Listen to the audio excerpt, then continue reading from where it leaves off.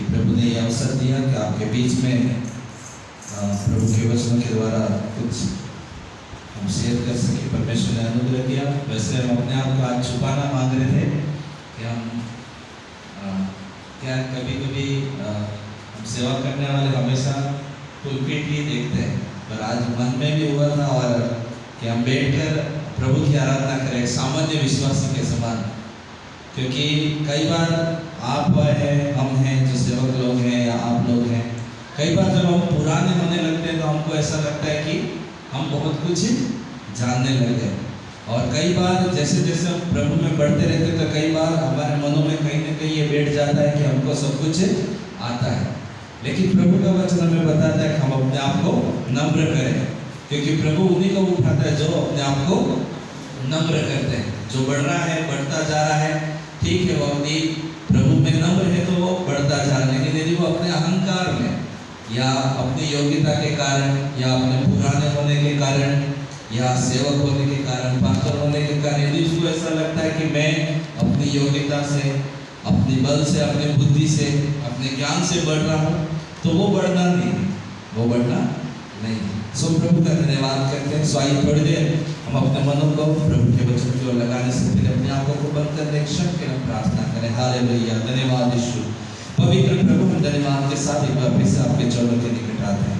धन्यवाद करते हैं प्रभु इस समय के लिए, इस अवसर के लिए, इस स्थान के लिए प्रभु, और पिता परमेश्वर आपकी इस वेदी के लिए प्रभु, जहाँ से प्रभु आपने अपने अवसर मौका दिया हम आपके जीवित वचनों को आपके लोगों के बीच में शेयर कर सके। पवित्र परमेश्वर, इस समय में हम अपने आप को आपके हाथों में सौंपते। हम जानते प्रभु हमारा ज्ञान, हमारा बल बुद्धि कुछ नहीं प्रभु, आपकी आत्मा हमारे बीच में काम करे। और इस स्थान से पवित्र परमेश्वर, आज जो प्रभु आपके लोगों के लिए आवश्यक है प्रभु, वही बात प्रभु आप हमारे जीवनों में लीजिए, ऐसी प्रार्थना करते पिता परमेश्वर।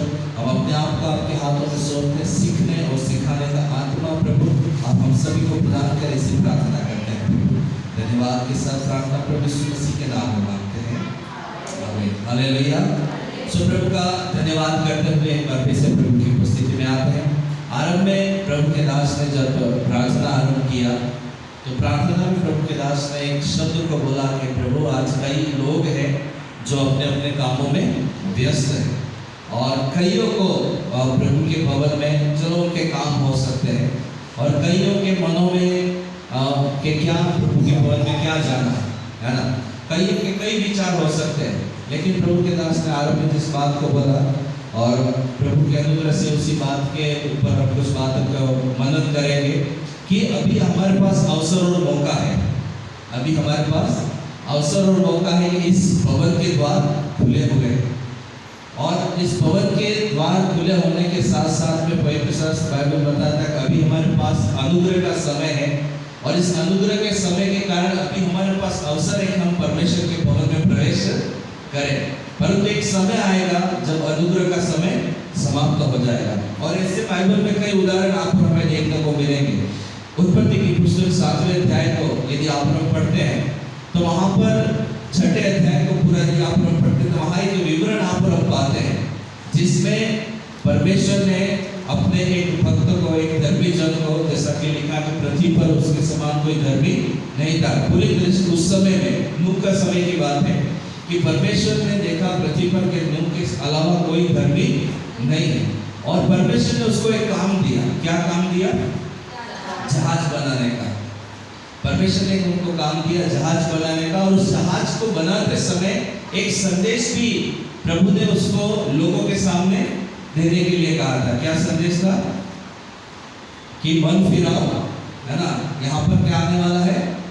हाँ, प्रलय आने वाला है, जल प्रलय आने वाला है। कई वर्ष लगे नूह को वो जहाज बनाने के लिए, कई वर्ष लगे, और एक समय आया 7वें अध्याय के अंदर आप हम देखेंगे 7वें अध्याय और लगभग उसके 16 पद के अंदर में अंतिम जब वो भाग आया कि जब परमेश्वर के दास ने उस पूरे जहाज को बना लिया, और उसमें जितने भी परमेश्वर के वचन के अनुसार जैसा लिखा हुआ परमेश्वर ने जैसे आज्ञा दी, वैसे उसने 2-2 करके पक्षियों को रखा, और अपने कुटुंब को भी उसके अंदर में रखा, जिसके लिए परमेश्वर ने उसे कहा था। और उसके बाद में, उससे पहले जब ये जहाज बना रहा था तो कई सारी बातें उसके सामने थी, जैसे कि पासवान साहब आपको यहाँ से बोलते हैं प्रभु भवन में आइए, परमेश्वर के राज्य में आइए, परमेश्वर की आराधना करने के लिए आइए। कई लोग इस अवसर को बहुत हल्के में लेते हैं। परमेश्वर के भवन में प्रवेश करके परमेश्वर की आराधना करने को बहुत हल्के में लेते, इसलिए आज हमारे पास कम लोग हैं, है ना। लेकिन परमेश्वर उन पर भी अनुग्रह करे। आप आज की ये बात अवश्य उनको बताइएगा कि अभी हमारे पास अवसर है, अभी हमारे पास मौका है कि हम परमेश्वर के भवन में आकर प्रभु की आराधना करें, क्योंकि एक समय आएगा, रैप्चर के बाद का समय आएगा, तब आपको प्रभु भवनों में प्रभु भवन तो मिलेंगे, लेकिन उसमें आराधना करने वाले लोग नहीं मिलेंगे, आराधना करवाने वाले सेवक पासवान आपको नहीं मिलेंगे, है ना। प्रभु यीशु मसीह के आगमन से पहले जो प्रभु को भक्तों को उठाने के जो विषय में हम पढ़ते हैं प्रभु के वचनों के अंदर में, उस समय में आप और हमें इस भवन में ये भवन खाली मिलेंगे। उस समय लोग आएंगे प्रभु के भवनों में कि हम प्रभु की आराधना करें, कोई तो हमें परमेश्वर के वचन सुनाए, कोई तो हमें परमेश्वर की बातें सुनाए, लेकिन उस समय में कोई आएगा नहीं, उस समय कोई मिलने वाला नहीं है। ऐसे ही नूह ने भी अपने समय में बहुत प्रयास किया, जब लोग आकर उसको मस्करी करते थे, उसकी मजाक उड़ाते थे, और जब वो जहाज बनाता था, और हम वचन में पाते कि एक ऊंचे स्थान पर वो जहाज को बनाता था, और वहां के लोगों ने सोचा भी नहीं था कि यहाँ पर कभी जल प्रलय भी आ सकता है, यहाँ पर कोई ऐसी बड़ी विपत्ति भी आ सकती, कभी सोचा नहीं था। और वहाँ वचन में लिखा हुआ है 6 अध्याय के अंदर में कि लोग उस समय में खाते थे, पीते थे, मौज मस्ती करते थे, अपने जीवन को अपने अनुसार जीते थे, उनमें शादी ब्याह भी होते थे, उनमें सब आनंद की बातें होती, लेकिन किसी का भी ध्यान परमेश्वर की बातों पर नहीं था, परमेश्वर के और किसी का ध्यान नहीं था। और एक समय आया, जब वचन में लिखा हुआ है, एक समय आया 7वें अध्याय के 16 पद के अंदर में कि परमेश्वर के वचन के अनुसार सभी लोग नाव में चले गए, और वहां वचन में लिखा हुआ है कि फिर उस जहाज के द्वार बंद हो गए, उस जहाज के द्वार बंद हो गए। एक अवसर था लोगों के पास बचने का, लेकिन लोगों ने जाकर मस्करी उड़ाई कि यहाँ क्या तू कर रहा है, ये कैसे यहाँ पर जहाज बना रहा है, यहाँ कैसे जल बनाया जाएगा। कई लोगों ने मस्करी उड़ाई होगी, लेकिन प्रभु का दास अपना काम करता रहा, उसका परिवार अपना काम करता रहा कि हमें परमेश्वर ने कहा है, हमें बचने के लिए कहा है, हमें इस जहाज के अंदर में रहना है। और इस जहाज के अंदर रहने से पहले उन्होंने सारी व्यवस्था की, परमेश्वर ने सब कुछ वहाँ पर व्यवस्था करवाई। और फिर वचन में लिखा हुआ है कि समय आया, और जब सब उनमें प्रवेश कर गए तो द्वार बंद हो गए, लोगों के पास फिर अवसर नहीं रहा। नए नियम के अंदर में भी मत्ती सुसमाचार 25वें अध्याय के अंदर वहाँ पर 10 कुंवारियों के विषय में लिखा, और 10 कुंवारियों के विषय में अच्छे से प्रभु के दास ने आपको बताया, सिखाया होगा कि वहाँ पर 5 मूर्ख थी और 5 बुद्धिमान थी। और 5 बुद्धिमानों ने क्या किया, रात को जब दूल्हा आने के लिए समय हुआ, देर हुई, लेकिन उन्होंने पहले से तैयारी करके रखी। ये उन विश्वासियों के लिए है, मसीह जीवन में उन विश्वासियों के लिए है जो समय रहते अपने आप को क्या कर रहे हैं, प्रभु भवन में लाकर अपने आप को तैयार कर रहे, प्रभु के दास के द्वारा प्रभु की वाणियों को सुनकर परमेश्वर के मार्ग पर चलकर अपने आप को तैयार कर रहे। वे उन 5 बुद्धिमान, है ना, कुंवारियों के समान है। लेकिन 5 जो मूर्ख थी, उन्होंने क्या किया, उन्होंने कोई तैयारी नहीं की। जब दूल्हा आया रात में, उस समय हड़बड़ी से उठी। वो भी घटनाक्रम बहुत अच्छे से हमें सिखाता है कि रात के समय बाजारों में गई, और बाजारों में जाकर दुकानदार को ढूंढने लगी कि कोई तो हमें अपने कुटियों के लिए तेल दे दे। लेकिन आप समय के बारे में सोचेंगे, रात के समय कौन दुकानों पर मिलेगा। ये घटना बहुत कुछ हमें सिखाती है।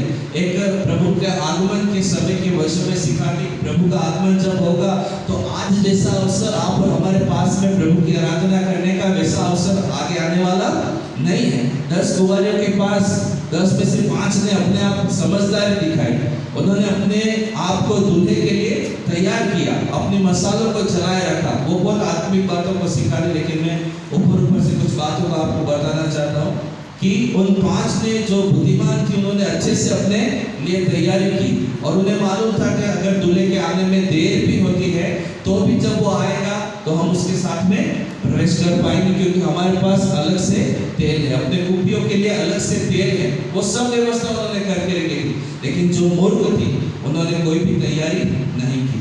नूह के समय में भी ऐसे ही लोग थे।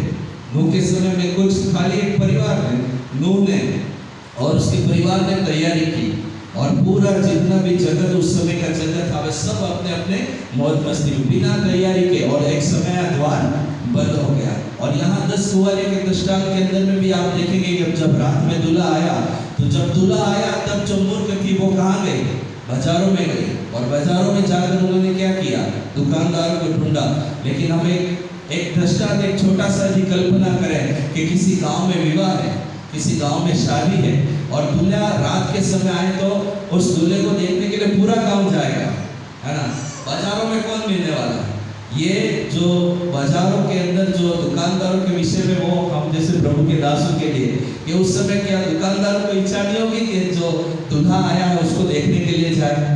हम लोग भी तो इसीलिए परिश्रम कर रहे हैं कि जब प्रभु आएगा तो हम भी प्रभु के साथ, है ना, प्रभु के साथ उस विवाह के घर में प्रवेश करें। वो बहुत अच्छी घटना है, बहुत अच्छा दृष्टांत है वो, कि जब जो मूर्ख है वो बाजार में गए और बाजारों में जाकर दुकानों को ढूंढने लगे, दुकानदारों को ढूंढने लगे, तो वहां पर कोई मिला नहीं, और वे खाली हाथ लौटी।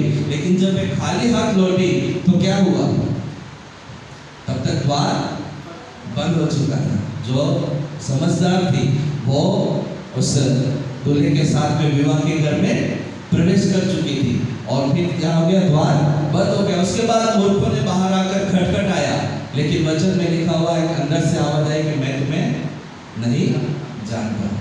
मेरे कहने का तात्पर्य है कि अभी हमारे पास अवसर, अभी हमारे पास समय है, अभी हमारे पास परमेश्वर का अनुग्रह है, हम परमेश्वर के अनुग्रह में इस समय में हैं। तो आप और हमें चाहिए कि हम परमेश्वर के अनुग्रह का बड़ी गंभीरता से, है ना, इस्तेमाल करें, परमेश्वर के अनुग्रह को बड़ी गंभीरता से लें, क्योंकि ये समय आने वाले समय में नहीं मिलेगा। ऐसा अवसर आप और हमें आने वाले समय में नहीं मिलेगा। हम सारी परिस्थितियों को जानते हैं, सब न्यूज़ वगैरह हम सब कुछ देख रहे हैं, लेकिन आने वाले समय में ऐसा अवसर आप और हमारे पास नहीं रहेगा। इसलिए आप और हमें चाहिए कि हम इस अवसर को बहुमूल्य समझें। आज यदि हमारे लिए परमेश्वर के भवन का द्वार खुला है तो इसमें प्रवेश करके आप और हमें चाहिए कि हम परमेश्वर की आराधना करें। परमेश्वर को भूल जाने से द्वार बंद हो जाएगा।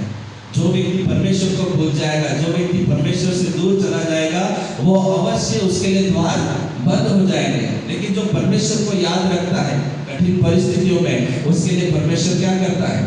द्वार खोलता है। हमने दो उदाहरणों को देखा, यदि परमेश्वर को भूल जाते हैं उनके लिए द्वार बंद हो जाता है। लेकिन एक उदाहरण और है, प्रेरितों का आपकी पुस्तक उसका 16 अध्याय और उसके 25वें पद को आप हम पढ़ेंगे, 25 से 27 उस घटनाक्रम को यदि आप हम पढ़ते हैं तो वहां पर भी एक घटना के विषय में लिखा है, प्रभु के दास पौलुस और सीलास के विषय में। और उस पूरे घटना को 16वें अध्याय को यदि आप हम पढ़ते हैं तो उस अध्याय के अंदर में प्रभु के दास को मारा गया, पीटा गया और बंदीगृह में डाल दिया गया। और जब बंदीगृह में डाला तो वचन कहता है 25वें पद में कि आधी रात के लगभग वो क्या कर रहे थे? परमेश्वर के भजन प्रार्थना करते हुए परमेश्वर के भजन को गा रहे थे। वहां उनकी दुर्दशा आप देखेंगे 19 पद से आगे, तो वहां पर आप पाएंगे कि लोगों ने उनको, है ना, दिन में मारा है, पीटा है, सभाओं में खड़ा किया है और उनको बेइज्जत किया, उनके कपड़े फाड़ दिए हैं, उनको बेटे मारी है, उनके साथ बहुत बुरा बर्ताव हुआ है दिन भर में। लेकिन रात के समय वो क्या कर रहे हैं? अपनी सारी चिंता, अपनी सारी तकलीफ, अपने सारी परेशानियों को भूलकर क्या कर रहे हैं? परमेश्वर के भजन गाते हुए परमेश्वर की आराधना करें। और वहां वचन में लिखा हुआ है, एक क्या हुआ? बड़ा फूट हुआ। वचन 16 अध्याय 16 के 25 में कि जब वे परमेश्वर के भजन गा रहे थे और कैदी उनके सुन रहे थे, तो वचन कहता है अचानक बड़ा फूट हुआ और बंदीगृह की नेमें हिल गई और वचन कहता है कि उनके द्वार खुल गए। हालेलुया। परमेश्वर को भूलने से द्वार बंद हो जाते हैं और परमेश्वर को याद करने से द्वार खुल जाते हैं। प्रभु के दास पौलुस और सीलास ने ऐसा ही किया, पर अपने जीवन की परिस्थितियों को नहीं देखा। दिन भर उनके साथ में क्या घटना हुई, दिन भर उनके साथ में क्या पीड़ाई, क्या उन्होंने झेला। वचन में लिखा हुआ है कि जब वे परमेश्वर की आराधना कर रहे थे उनके हाथ और पांव काट में ठोके हुए थे, लकड़ी के सांचों में उनके हाथ और पांवों को ठोक रखा था, उनको बेड़ियों में जकड़ा हुआ था। वचन कहता है जब वे परमेश्वर की आराधना कर रहे थे तो अचानक बड़ा भूकंप हुआ और जिस कारागृह में वे बंद थे वो द्वार खुल गए और जो बेड़ियों में वे जकड़े थे बंधन खुल पड़े। हम गीत गाते हैं, आराधना में छुटकारा, आराधना में चंगाई। ऐसे गीत नहीं, ऐसे ये गीत नहीं, बड़े आत्मिक भाव से लिखा गया गीत है। आराधना में छुटकारा, आराधना में चंगाई। प्रभु के दास जब आराधना कर रहे थे, परमेश्वर को याद कर रहे थे, परमेश्वर के भक्ति कर रहे थे, अपने पीड़ाओं को भूलकर परमेश्वर की आराधना कर रहे थे, वचन कहता है कि उनके लिए द्वार खुल पड़े। आज विशेषकर मैं द्वार के विषय में बात कर रहा हूँ आपसे कि हमारे पास अभी अवसर है कि हम यदि परमेश्वर को याद करते हैं तो हमारे लिए सारे द्वार खुले हैं। यदि हम परमेश्वर को भूल जाते हैं तो एक समय आएगा कि द्वार बंद हो जाएगा। अभी यहाँ से सभाओं से, प्रभु भवनों से लोग जो सेवा करने वाले हैं, रोड पर खड़े रहकर परमेश्वर के कामों को करते हुए लोगों को बता रहे कि परमेश्वर के पास में आओ, परमेश्वर के भवन में आओ, परमेश्वर की उपस्थिति में आओ, क्योंकि द्वार अभी खुले हैं। अभी अवसर है आप और हमारे पास में। आप अपने बच्चों के लिए, अपने परिवार के लिए, अपने कुटुंबियों के लिए भी दुआ करें, प्रार्थना करें और उनसे भी कहें कि अभी द्वार तुम्हारे लिए खुले हैं। लेकिन एक समय आएगा जब द्वार बंद हो जाएगा। आप बाहर से खटखटाएंगे लेकिन अंदर प्रवेश नहीं होगा। कुंवारियां 10-5 कुंवारियां बाहर खड़ी खड़ी गिड़गिड़ा रही है कि हमारे लिए द्वार खोलो, हमारे लिए द्वार खोलो, लेकिन द्वार खुला नहीं और अंदर से द्वार बंद कर दिया गया था। ये दो बातें आज आप और हम अपने जीवन में सीखें कि यदि हम परमेश्वर को भूल जाते हैं, प्रभु को भूल जाते हैं, तो हमारे लिए द्वार बंद हो जाएंगे। लेकिन यदि परमेश्वर को याद रखते हैं, प्रभु को याद रखते हैं, उसको स्मरण करते हैं, तो हमारे लिए हर बंद द्वार खुल जाएगा। और प्रभु यीशु मसीह अपने वचनों में कहता है ना, प्रकाशित वाक्य की पुस्तक में भी और यूहन्ना रचित सुसमाचार 10:9 में भी कहता है कि द्वार मैं हूं। आज हम किसके द्वारा प्रवेश करें? आज हम कैसे प्रवेश करें, है ना? दूसरों के लिए कैसे परमेश्वर के राज्य में उनको लेकर आए? आज हमारे लिए द्वार क्या है? हम कैसे अनंत निवासों तक पहुंचे? नूह के समय में परमेश्वर ने उन लोगों के प्राणों को बचाने के लिए एक नाव को बनाया और उस नाव के द्वार में होकर सब ने अंदर प्रवेश किया और सब के सब बचाए गए। आज इस समय में यदि कोई प्रभु भवन में आता है, इस द्वार में होकर अंदर आता है, तो परमेश्वर का आत्मा, परमेश्वर के वचन, परमेश्वर की आराधना उसके आत्मिक जीवन को बचाती है। लेकिन एक और द्वार है जहाँ पर आप हमें प्रवेश करना है। एक और द्वार है जहाँ आप हम सब यात्रा में हैं। हम सब इस पृथ्वी पर हैं, हम सब यात्रा में हैं और हमारी यात्रा कहाँ जाकर खत्म होगी? सियोन देश में। हमारी यात्रा परमेश्वर के राज्य में, जहाँ प्रभु का वचन कहता है, प्रभु यीशु मसीह ने कहा यूहन्ना रचित सुसमाचार 14 अध्याय के अंदर अपने चेलों को कि तुम्हारा मन व्याकुल ना हो, है ना? तुम घबराओ मत, तुम डरो मत, मैं अपने पिता के घर जाता हूँ। तब प्रभु का चेला कहता है, थोमा कहता है कि प्रभु तू कहाँ जाता? हमें तू कहाँ जा रहा उसका मार्ग हमें मालूम नहीं है। लेकिन प्रभु यीशु मसीह फिर अपने चेलों को इस बात को सिखाते और कहते हैं कि मैं तुम्हारे लिए जगह तैयार करने के लिए जाता हूँ। तो आप और हम यहाँ रहने के लिए नहीं, सिर्फ इस भवन में, प्रभु भवन में प्रवेश करके यहाँ पर आराधना करके सिर्फ जाने के लिए नहीं है। हमारी इस प्रभु के भवन में अंदर एंटर करने के बाद में हम एक यात्रा में हैं, जो यात्रा हमारे परमेश्वर के राज्य में समाप्त होती है, जिसके लिए आप और हम जीवन जी रहे। तो वहाँ पहुँचने का द्वार क्या है? इस भवन में आने के लिए ये द्वार है।